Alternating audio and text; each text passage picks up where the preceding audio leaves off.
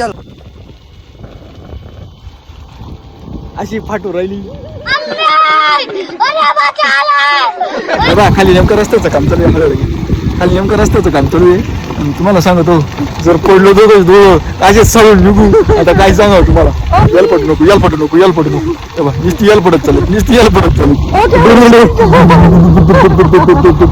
सोपं नाही बाई माणसाला गाडी शिकवलं म्हणजे. ओ तर मंडळी नमस्कार. तर बायकोला उद्या गाडी शिकू राहिलो मी. पण तुम्हाला तिची गंमत सांगतो. मी गाडी शिकू राहिलो तिला. गाडी ती चालवायला बसली आहे ना.